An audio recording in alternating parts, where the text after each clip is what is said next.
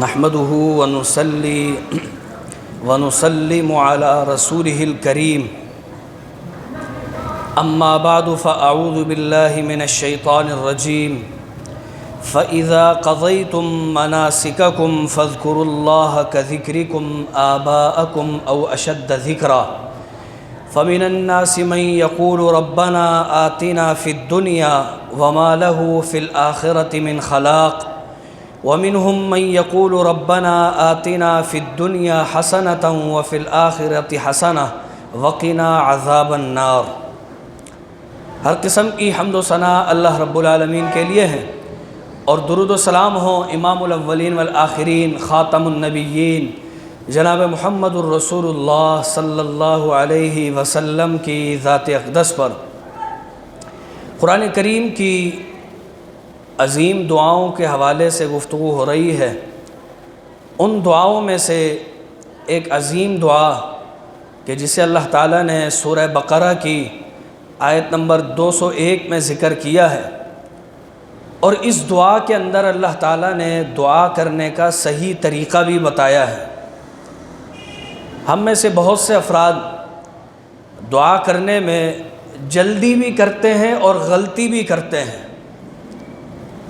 ہر ایک کو اپنی ضروریات بس یاد ہوتی ہیں، اپنی پریشانیاں یاد ہوتی ہیں، اور وہ ہاتھ اٹھا کر فوراً اللہ سے مانگنا شروع کر دیتا ہے، اللہ مجھے یہ بھی دے دے، یہ بھی چاہیے، فلاں بھی چاہیے، اس چیز کی بھی ضرورت ہے، یہ پریشانی ہے میری۔ یہ دعا کے آداب میں سے نہیں ہے۔ دعا کا سب سے پہلا ادب جو ہم نے سورہ فاتحہ میں بتایا تھا کہ سب سے پہلے اللہ کی تعریف کریں، اس کے بعد اللہ کے رسول علیہ السلام پر درود پڑھیں، اور اس کے بعد جو چیز مانگنی ہے اس کا سوال کریں۔ لیکن اس میں بھی صحیح طریقہ کیا ہے وہ اس دعا میں بتایا گیا ہے۔ یہ آیات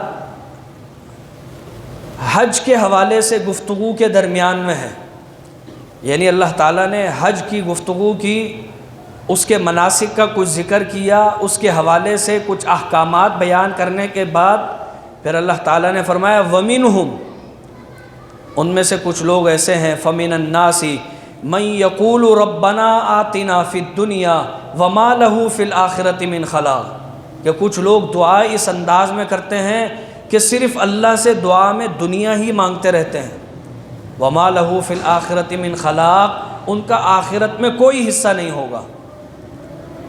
وَمِنْهُمْ مَن يَقُولُ رَبَّنَا آتِنَا فِي الدُّنْيَا حَسَنَةً وَفِي الْآخِرَةِ حَسَنَةً، اور وہیں کچھ لوگ ایسے ہیں جو اللہ سے جب دعا کرتے ہیں تو دنیا کے ساتھ ساتھ آخرت بھی مانگتے ہیں۔ اس میں اور بہت سی حکمتیں بھی ہیں۔ پہلی بات یہ بتا دی کہ نہ تو صرف اللہ سے دنیا مانگتے رہنا ہے اور نہ صرف آخرت مانگتے رہنا ہے۔ اس لیے کہ حج کے موقع پر ہم میں سے بہت سے لوگوں کے ذہنوں میں یہ ہوتا ہے کہ بھئی وہاں پر ہم حج کے لیے جا رہے ہیں، صرف اللہ کی عبادت کرنی ہے، بس دنیا سے کوئی تعلق نہیں۔ یہ بھی غلط ہے۔ اللہ تعالیٰ نے قرآن کریم میں ہی فرمایا ہے کہ اگر تم حج کے ان دنوں میں اللہ کا فضل تلاش کرنا چاہو تو کر سکتے ہو، یعنی دنیاوی حوالے سے کوئی کاروباری معاملہ، کوئی لین دین کا معاملہ کرنا چاہو تو حج کے دنوں میں وہ کر سکتے ہو۔ کیوں؟ اللہ چاہتا ہے کہ مومن کو آخرت کے ساتھ دنیا بھی ملے۔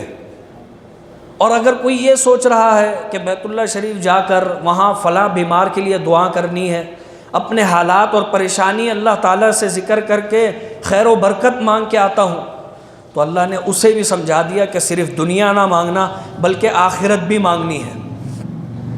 اور یہاں پر ایک باریک انداز میں ہمیں یہ سمجھایا گیا ہے کہ صرف دنیا و آخرت کا سوال ہی نہیں کرنا بلکہ حسنتاً اللہ سے دنیا و آخرت کی بھلائی مانگنی ہے۔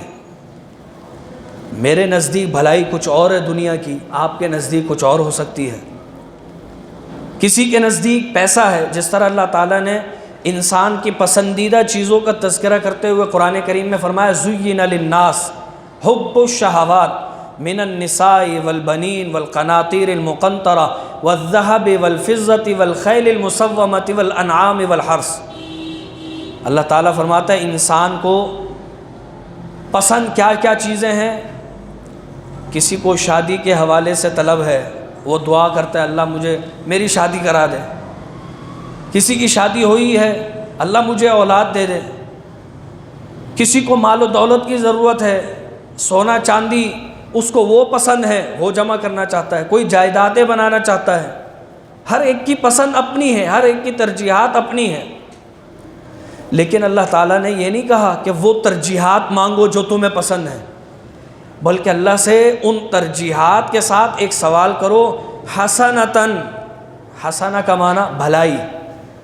اگر میرے لیے مال و دولت بہتر ہے تو مال و دولت مجھے عطا کر دے، اس لیے کہ مال و دولت ہر ایک کے لیے مفید نہیں ہے۔ قارون کے واقعے میں اللہ تعالیٰ نے ذکر کیا ہے کہ قارون کو اللہ نے اتنا مال و دولت، اتنا مال و متاع دیا تھا، دنیا اتنی دی تھی کہ لوگ دیکھ کر رشک کرتے تھے، کیا پروٹوکول ہے اس کا، اس کی سواریاں تو دیکھو، اس کے نوکر چاکر دیکھو، ہر قسم کی آسائشیں ہیں۔ لیکن جب وہ زمین میں دھس رہا تھا تو ان لوگوں کا بھی ذکر آتا ہے، وَأَصْبَحَ الَّذِينَ تَمَنَّوْا مَكَانَهُ بِالْأَمْسِ يَقُولُونَ وَيْكَأَنَّ اللَّهَ يَبْسُطُ الرِّزْقَ لِمَن يَشَاءُ وَيَقْدِرُ لَوْلَا أَمَّنَّ اللَّهُ عَلَيْنَا لَخَسَفَ بِنَا۔ وہ کہنے لگے شکر ہے کہ اللہ تو نے ہمیں مال و دولت نہیں دیا، اگر ہمیں دے دیتا تو ہم بھی دھس جاتے۔ تو یہ رب کو پتہ ہے کہ کس کے لیے کیا چیز مفید ہے۔ تو اگر کوئی سواری چاہیے، مال و دولت چاہیے، عزت چاہیے، تعلیمی حوالے سے دنیا کا کوئی بھی آپ کو معاملہ درپیش ہے، اللہ سے اس چیز کا سوال کریں اور اللہ سے ساتھ میں یہ کہیں اللہ یہ بہتر ہے تو میرے حق میں فرما دے۔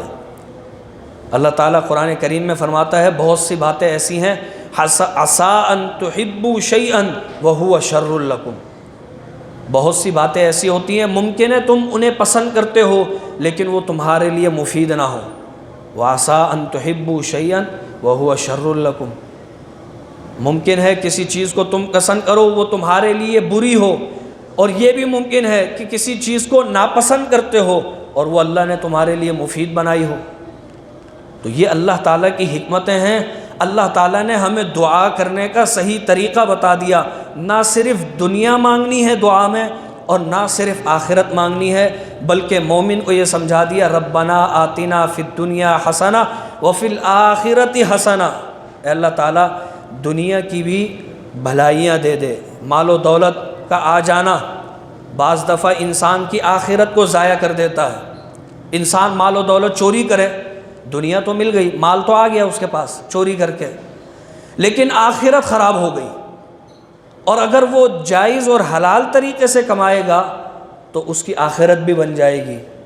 تو اللہ سے دعا کیا کریں کہ اللہ تعالیٰ ہمارے لیے وہ ذرائع اسباب بنا دے جن سے ہماری دنیا بھی بن جائے اور آخرت بھی بن جائے۔ یہ بڑی عظیم دعا اللہ تعالیٰ نے ہمیں سکھا دی ہے، ربنا آتنا فی الدنیا حسنہ وفی الآخرۃ حسنہ وقنا عذاب النار، اور آخر میں ہمیں سکھا دیا کہ اللہ ہمیں آخرت کے عذاب سے بچا لے، آگ والے عذاب سے بچا لے۔ ایسا نہ ہو کہ دنیا مانگتے مانگتے دنیا تو مل جائے، اس لیے کہ دیر سویر انسان کو مل جاتی ہے، کسی کو جلدی کسی کو دیر سے، اپنے وقت پہ سب کو مل جاتی ہے، لیکن آخرت کے حوالے سے بھی یاد دہانی ضروری ہے۔ تو حج کے موسم میں اور حج کے تذکرے میں اس دعا کو ذکر کرتے ہوئے اللہ تعالیٰ نے یہ سمجھا دیا کہ بیت اللہ شریف میں صرف دنیا کے لیے نہ جانا اور نہ صرف آخرت کے لیے جانا، بلکہ دونوں چیزوں کو بیلنس رکھتے ہوئے کہ وہاں پر دنیا کا بھی کوئی کام کر سکتے ہو اور آخرت بھی بنا سکتے ہو، اور آخرت کے ساتھ دنیا کو نہیں بھولنا، دنیا کے ساتھ آخرت کو نہیں بھولنا۔ جب یہ دونوں چیزوں میں توازن ہوگا تو انسان کوئی بھی مومن وہ ہر حال میں دنیا میں بھی آخرت میں بھی کامیاب و کامران ہوگا۔ اللہ تعالیٰ سے دعا ہے کہ رب العالمین ہمیں دنیا کی بھی ساری بھلائیاں عطا فرمائے اور آخرت کی بھی ساری بھلائیاں عطا فرما دے، اور ہمیں ہر قسم کے عذاب سے محفوظ رکھے۔ وآخر دعوانا ان الحمد للہ رب العالمین۔